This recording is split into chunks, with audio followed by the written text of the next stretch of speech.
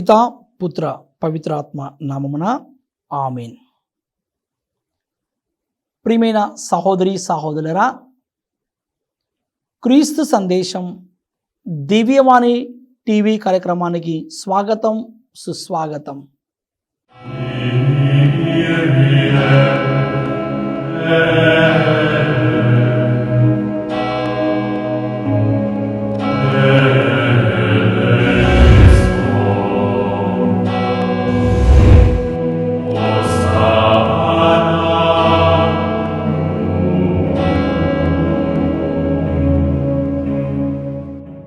మత్తయి సువార్త 6వ అధ్యాయము 5వ వచనం నుండి 8వ వచనం వరకు ధ్యానం చేసుకుందాం. కపట భక్తుల వలె మీరు ప్రార్థన చెయ్యవలదు. ప్రార్థనా మందిరములలో, వీధుల మలుపులలో నిలువబడి జనులు చూచుటకై ప్రార్థనలు చేయుట వారికి ప్రీతి. వారికి తగిన ఫలము లభించినని మీతో వక్కాణించుచున్నాను. ప్రార్థన చెయ్యునప్పుడు నీవు నీ గదిలో ప్రవేశించి తలుపులు మూసుకొని అదృశ్యుడై ఉన్న నీ తండ్రిని ప్రార్థింపుము. అట్లయినా రహస్య కార్యమునెల్లా గుర్తించు నీ తండ్రి నీకు తగిన బహుమానమును వసగును. అన్యుల వలె అనేక వ్యర్థ పదములతో మీరు ప్రార్థింపవలదు. అట్లు చేసినా కానీ దేవుడు తమ మొర ఆలకింపడని వారు భావింతురు. కాబట్టి వారి వలె మీరు మెలగరాదు. మీకేమి కావలనో మీరు అడుగక మునిపే మీ తండ్రి ఎరిగి ఉన్నారు. పరిశుద్ధమైన సమయంలో ప్రియమైన సహోదరి సహోదరురా, మనమందరము కళ్ళు మూసుకుని శిరముల వంచి ప్రార్థన చేసుకుందాం. ప్రేమగల ప్రభువా, సర్వమును సృష్టించి పరిపాలిస్తున్న మా ప్రియ పరలోకపు తండ్రి, గడిచిన కాలమంతా మమ్మలను మీ రెక్కల నీడలో మీ సన్నిధిలో ప్రభువా కాచి కాపాడినందుకు మీకు వందనములు తండ్రి. ఈ ప్రత్యేకమైన అనుగ్రహ కాలంలో, ఈ కృపాకాలంలో ప్రభువా, మేము మీ యొక్క శిలువ శ్రమలను ధ్యానం చేస్తూ ఉండగా, మేము మీ యొక్క శిలువ శ్రమలను పాటలను ప్రభువా జ్ఞప్తికి పరుచుకుంటూ ఉండగా ప్రభువా, మీరు మా కోసము చిందించే రక్తము ద్వారా మేము పాప విమోచన కావివ్వబడి రక్షణ ఫలాలను పొంది ఉన్నాము ప్రభువా. మీ యొక్క అడుగుజాడల్లో మేము నడిచే శక్తిని, బలాన్ని ప్రసాదించండి. మీ శిలువ శ్రమలలో మేము భాగస్థులమయ్యే శక్తిని, అనుగ్రహం మాకు ప్రసాదించి మీ పవిత్రమైన దివ్య వాక్యానుసారముగా, మీ పవిత్రమైన దివ్య చిత్తానుసారముగా జీవించే శక్తిని, ఆత్మీయ బలమును, పరిశుద్ధాత్మ శక్తిని మాకు ప్రసాదించమని ఈ మనవులను మనాథుడైన యేసుక్రీస్తు దివ్యనామములో అడిగి ప్రార్థిస్తున్నాము తండ్రి. ఆమేన్, ఆమేన్. క్రీస్తునాథుని యందు మిక్కిలి ప్రియులకు సహోదరి సహోదరులరా, తపస్కాలపు ప్రధానమైన 3 పుణ్యమైన కార్యములలో భాగముగా మనము ఈనాడు ధ్యానిస్తున్న అంశము ప్రార్థన. ప్రార్థన. మరి గత ఎపిసోడ్లో మనం అందరము కూడా తపస్కాలము మనలను దరిచేర్చు కాలముతో ప్రారంభమయ్యి ఉపవాసము, దాన ధర్మాలు మరి చేసి ధ్యానం చేసుకుంటూ ఈరోజు ప్రార్థనను మనము ఆయుధముగా చేసుకొని ఈ తపస్కాలంలో ఇంకొద్దిగా ముందుకు కొనసాగుదాం. పునీత పాదువాపురి అంతోనివారు అంటున్నారు, ప్రార్థనను ఆయుధముగా చేసుకొని ఈ లోకములో సైతాను క్రియలను తరిమి కొట్టవచ్చు. ఈ లోకములో ప్రార్థనను ఆయుధముగా చేసుకొని సైతాను క్రియలను, సైతాను కార్యములను మనము తరిమి కొట్టవచ్చు, నలగ కొట్టవచ్చు. అవును ప్రియమైన సహోదరి సహోదరులారా, మనం ఈ తపస్కాలంలో ఎక్కువగా ప్రార్థనలో గడపాలి. ఈ పరిశుద్ధమైన కాలములో, ఈ అనుగ్రహ కాలంలో, ఈ కృపా కాలంలో మనం అందరము కూడా దేవుణ్ణి అంటి పెట్టుకుని జీవిస్తూ ప్రభువు నడిచిన ప్రేమ మార్గములో, ప్రభువు నడిచిన కారుణ్య మార్గంలో, ప్రభువు నడిచిన ఆ రక్షణ మార్గములో నీవు నేను ముందుకు కొనసాగుతూ ప్రార్థనను ఆయుధముగా మలుచుకొని దేవుని యందు గొప్ప విశ్వాసము కనపరుస్తూ మనమందరము కూడా ప్రార్థించే బిడ్డలుగా ఈ తపస్కాలములో మారాలి. అది ప్రభునికి ఇష్టమైన కార్యం. ఎందుకంటే మనకు శక్తి కావాలి, ఎందుకంటే మనకు బలము కావాలి. ఈ బలము, ఈ శక్తి, ఆత్మీయ బలము, పరిశుద్ధాత్మ శక్తిని మనం పొందుకోవాలంటే ఈనాడు మనకు ప్రార్థన ముఖ్యము. మన సహకారము కూడా ప్రభునికి కావాలి. మనం ఒంటరిగా ప్రార్థన చేస్తూ ఉంటే మన శక్తి సరిపోవట్లేదు.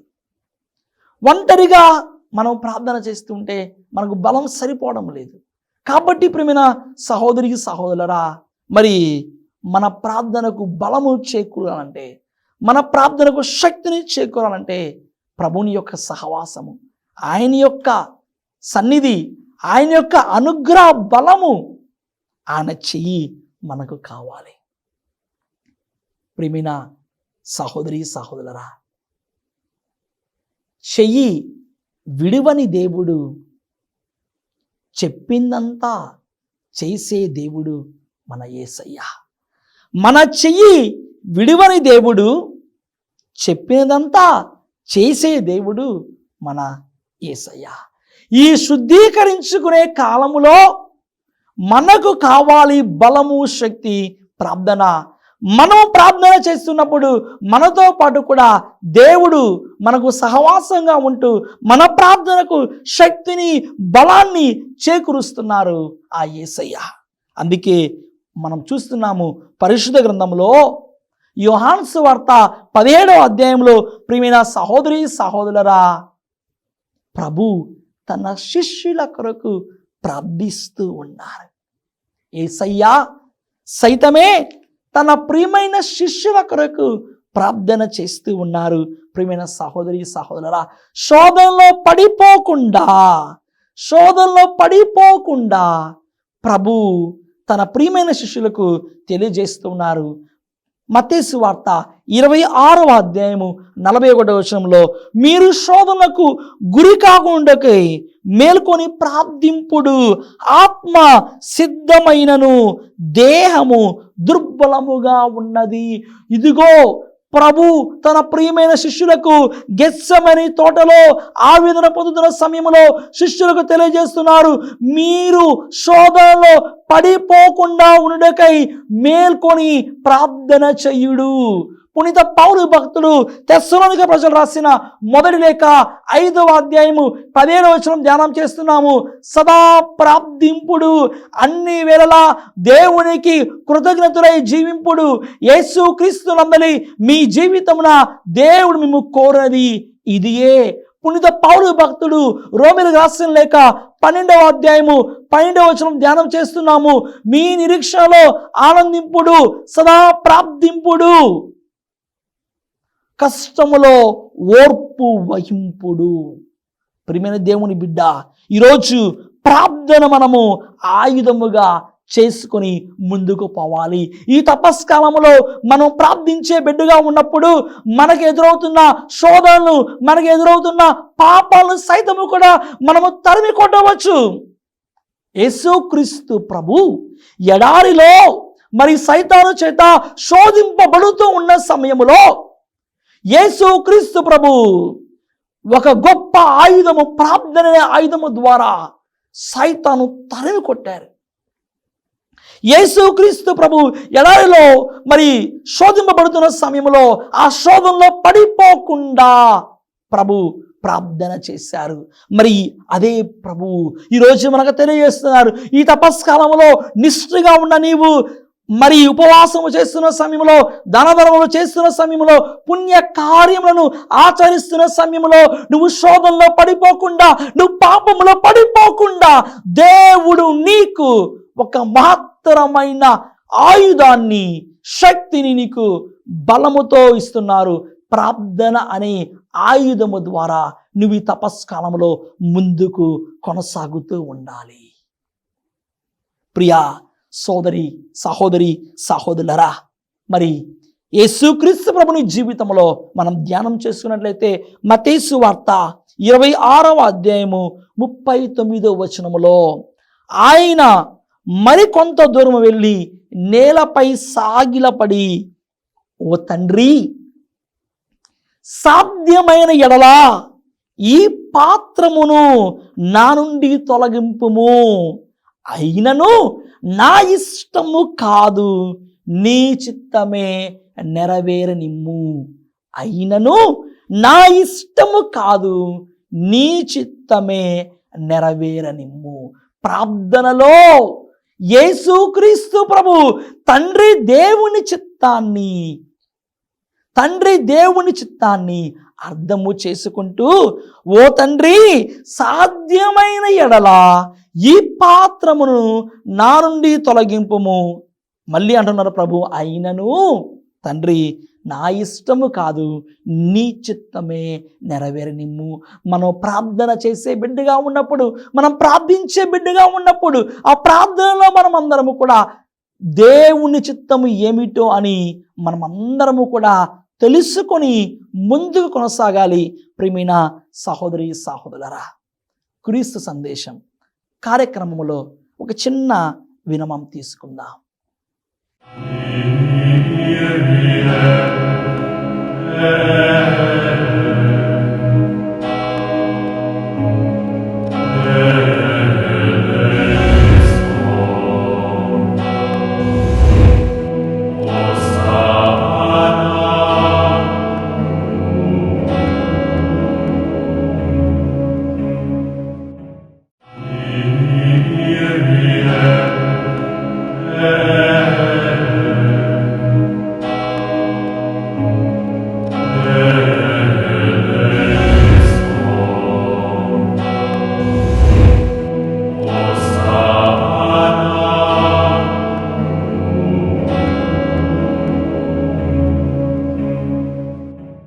క్రీస్తు సందేశం కార్యక్రమానికి తిరిగి స్వాగతం.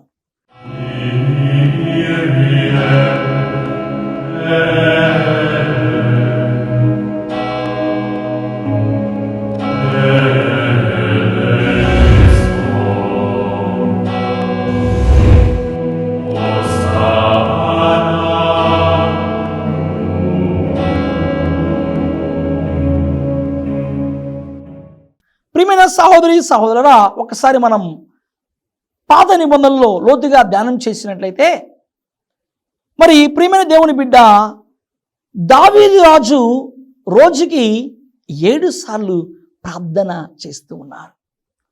దానియేలు రోజుకి 3 సార్లు ప్రార్థన చేస్తున్నారు. శోధనలకు గురి కాకుండా ఉండుటకై పట్టుదలతో ప్రార్థన చేస్తూ ఉన్నారు. దావీదు మహారాజు రోజుకు 7 సార్లు ప్రార్థన చేస్తున్నారు. దానియేలు ప్రవక్త రోజుకు 3 సార్లు ప్రార్థన చేస్తున్నారు. ఎటువంటి శోధనకు గురి కాకుండా ఉండుటకై, దేవుని యందు ఆత్మలో ఎదుగుటకై. ప్రియమైన సహోదరి, సహోదరులరా, మరి మనము కూడా అనుదినము కూడా ప్రార్థన చేస్తూ ముందుకు కొనసాగాలి. పట్టుదలతో కూడిన విశ్వాసము, పట్టు విడువని సహవాసముతో, ఏ విధముగా కననీయ స్త్రీ ప్రార్థనా శక్తితో, ఏ విధముగా కననీయ స్త్రీ ప్రార్థనా శక్తితో యేసు ప్రభుతో మాట్లాడుతూ పట్టుదలతో కూడిన విశ్వాసాన్ని, పట్టు విడువని సహవాసాన్ని కలిగి ఉంది. ప్రియమైన దేవుని బిడ్డ, ఈ ప్రార్థన అనే ఆయుధము ద్వారా మనము చూస్తూ ఉన్నాము. మరి యేసుక్రీస్తు ప్రభు పేతురు అత్తను స్వస్థత పరిచారు. ప్రియమైన సహోదరి సహోదరా, ఈ ప్రార్థన అనే శక్తి ద్వారా ఎంతో మంది పునీతులు తమ జీవితంలో మారిపోయారు. ఇదిగో ఈ ప్రార్థన అనే శక్తి ద్వారా తన ప్రియమైన తల్లి పునీత మోనికమ్మ గారు ఎంతో పట్టుదలతో ప్రార్థన చేస్తూ ఉన్నది. తన ప్రియమైన కుమారుడు అగస్తీన్ గారు మారిపోవాలి. మోనికమ్మ గారి కన్నీటి ప్రార్థన ద్వారా తన ప్రియమైన కుమారుడు పునీత అగస్తీన్ గారు మారిపోయారు. ఈరోజు అగస్తీన్ గారు ఒక గొప్ప పునీతుడిగా తల్లి అయిన శ్రీ సభలో ఖ్యాతి చెందారు, ప్రసిద్ధి చెందారు. ప్రియమైన సహోదరి సహోదరా, పట్టుదలతో కూడిన ప్రార్థనలో దేవుడు ఎంతో ఇష్టతను, దేవునికి అంగీకార యోగ్యముగా మనము మలుచుకోవాలి. ప్రార్థన ఒక శక్తి కావాలి.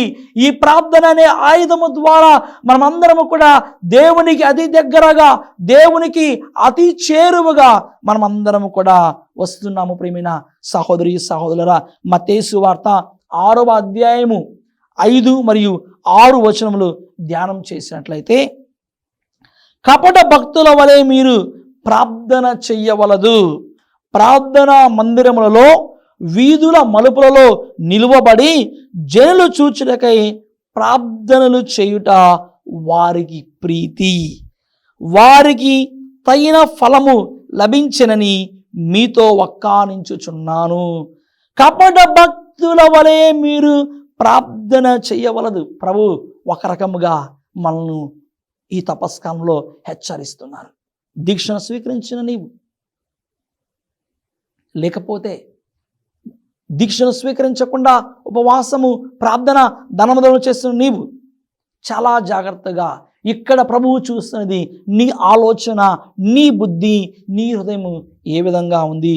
కపట భక్తుల వలె మీరు ప్రార్థన చేయవలదు.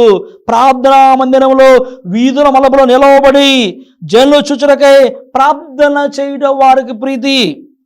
అంటే ప్రియమైన విశ్వాసులరా, మన హృదయం, మన యొక్క బుద్ధి, మన ఆలోచన ఈరోజు ఏ విధంగా ఉందని ప్రభు ఒక్కసారి మనల్ని ఆత్మ పరిశీలన చేసుకోమని తెలియజేస్తూ ఉన్నారు. ప్రార్థన చెయ్యనప్పుడు నీవు నీ గదిలో ప్రవేశించి తలుపులు మూసుకొని అదృశ్యుడై ఉన్న నీ తండ్రిని ప్రార్థింపుము. అట్లయినా రహస్య కార్యమునల్లా గుర్తించు, నీ తండ్రి నీకు తగిన బహుమానమును వసగును. అవును ప్రియమైన సహోదరి సహోదరా, నువ్వు ప్రార్థన చేస్తూ ఉన్నప్పుడు నీవు 2 రకాలుగా ప్రార్థన చేయాలి. వ్యక్తిగత ప్రార్థన ముఖ్యము, మరియు సంఘముతో ప్రార్థన.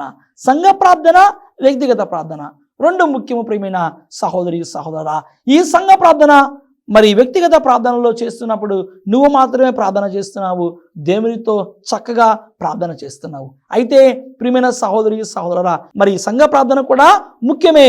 వ్యక్తిగత ప్రార్థన మనకు అవసరము, సంఘ ప్రార్థన అవసరము. ఎందుకంటే వ్యక్తిగతమైన ప్రార్థనలో నువ్వు ప్రార్థన చేస్తూ ఉంటావు, మంచిదే. కానీ కొన్నిసార్లు బలము సరిపోదు, ఎందుకంటే కొన్నిసార్లు శక్తి సరిపోదు. అప్పుడు మనము వ్యక్తిగత ప్రార్థనతో పాటు సంఘ ప్రార్థన కూడా కావాలి. ఎందుకంటే 10 మంది కలిసి ప్రార్థన చేస్తున్నప్పుడు ఎక్కడైతే 2 లేదా 3 నా నామమున గుమికూడి ప్రార్థన చేస్తారో నేను అక్కడ ఉందు అని ప్రభువు మనందరికీ కూడా వాగ్దానం చేస్తున్నారు. మత్తయి సువార్త 18వ అధ్యాయం 20వ వచనంలో, ఏలైనా ఎక్కడ 2 లేక 3 నా పేరిట కూడుదురో అక్కడ నేను వారి మధ్య ఉన్నాను అని ప్రభువు మనకు తెలియజేస్తున్నారు. వ్యక్తిగత ప్రార్థనతో పాటు మన ప్రార్థనకు బలం ఇంకా చేకూరాలంటే, మన ప్రార్థనకు ఇంకా శక్తి రావాలంటే, మన ప్రార్థన ఇంకా ఫలించాలంటే వ్యక్తిగత ప్రార్థనతో పాటు సంఘ ప్రార్థన కూడా మనకు అవసరము. ఆ సంఘముతో ప్రార్థన చేయడం ద్వారా దేవుడు ఇంకా మనలను విశ్వాసంలో పటిష్టపరుస్తారు. దేవుడు ఇంకా విశ్వాసంలో మనలను దృఢముగా బలపరుస్తారు. కావున ప్రియమైన సహోదరి సహోదరులారా, ఈ తపస్కాలంలో మనమందరము కూడా ప్రధానమైన 3 పుణ్య కార్యములో భాగస్వాముతో మనం అందరము కూడా ప్రార్థనను ఆయుధముగా చేసుకుందాం. తపస్కాలపు మరి ఈ రోజులలో, ఈ పవిత్రమైన కృపాకాలములో దేవుణ్ణి అంటి పెట్టుకుని జీవించుదాం. ప్రభువు నడిచిన ఈ యొక్క మార్గములో మనము కూడా వెళుదాం. మరి ఆ ప్రభువుని యొక్క శిలువ శ్రమలను మరి జ్ఞప్తి తెచ్చుకున్న ప్రతిసారి కూడా మరి ప్రభువు మన కోసం ఎంత ప్రార్థన చేసి మన కోసము మరణించారో ఆ శిలువ శ్రమలను, ఆ శిలువ పాటులను మనమందరము కూడా జ్ఞప్తికి తెచ్చుకోవడం ద్వారా మనము కూడా ఆయన యొక్క పాటలలో, శిలువ శ్రమలలో మనమందరము కూడా భాగస్వామై జీవించాము. ప్రియమైన సహోదరి సహోదరులారా, అందుకే ఈ యొక్క సమయంలో మనమందరం గుర్తుకు చేసుకుందాం. ప్రార్థన మన ఆయుధము కావాలి, ప్రార్థన మన శక్తి కావాలి, ప్రార్థన మన బలము కావాలి. ఈ ప్రార్థన ద్వారా దేవునికి అతి చేరువగా, దేవునికి అతి సన్నిహితముగా, దేవుని సన్నిధిలో మనమందరము కూడా నాటపడదాం. దేవుడు తన కృపా అనుగ్రహ ఫలముతో, దేవుడు తన దివ్య ఆశీర్వాద బలముతో మనకు నిండుగా మెండుగా తన యొక్క వరములను కురిపిస్తున్నారు. మత్తయి సువార్త 5వ అధ్యాయము 8వ వచనం చూస్తున్నాము. మన ప్రార్థన ద్వారా హృదయ శుద్ధి కలవారు ధన్యులు, వారు దేవుని దర్శింతురు. హృదయ శుద్ధి కలవారు ధన్యులు, వారు దేవుని దర్శింతురు. మనము హృదయ శుద్ధి కలిగి జీవిస్తున్నప్పుడు, మనమందరము కూడా నిర్మలమైన మనసుతో ఉన్నప్పుడు, మన ప్రార్థన చేస్తున్నప్పుడు ఇవన్నీ కూడా మంచి మనసుతో ప్రార్థన చేయడం ద్వారా, నిర్మలమైన హృదయంతో ప్రార్థన చేయడం ద్వారా మనము ఆ దేవుని యొక్క దివ్య దర్శనాన్ని, ఆ దేవుని యొక్క దివ్య అనుభూతిని గ్రహించిన వారమవుతాము. ఆయన యొక్క కృపను హేరాళముగా, నిండుగా మెండుగా పొందిన వారమవుతాము. ప్రియమైన సహోదరి సహోదరులారా, కావున ఈ తపస్కాలమున మనం అందరము కూడా దేవునికి ప్రియమైన బిడ్డలుగా మారుతూ ప్రభువు మార్గములో మనము కూడా ముందు కొనసాగుదాం.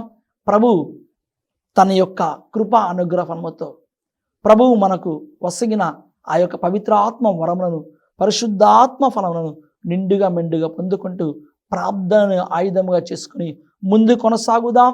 ఈ తపస్కాలంలో ప్రభువు మన వెంట ఎల్లప్పుడూ ఉండి మన యొక్క పనులలో, మన యొక్క పరిస్థితులలో, మనము చేస్తున్న ప్రతి కార్యములో ఆయన యొక్క దివ్య సన్నిధి ఎల్లప్పుడూ మనకు తోడుగా ఉండి మనల్ని దేవుడు ముందుకు నడిపించునుగాక. ఆమేన్. ప్రభువు మీతో ఉండునుగాక, మీ ఆత్మతోనూ ఉండునుగాక. సర్వశక్తి గల సర్వేశ్వరుడు పిత, పుత్ర, పవిత్ర ఆత్మ మనందరినీ దీవించి సదా కాచి కాపాడునుగాక. ఆమేన్.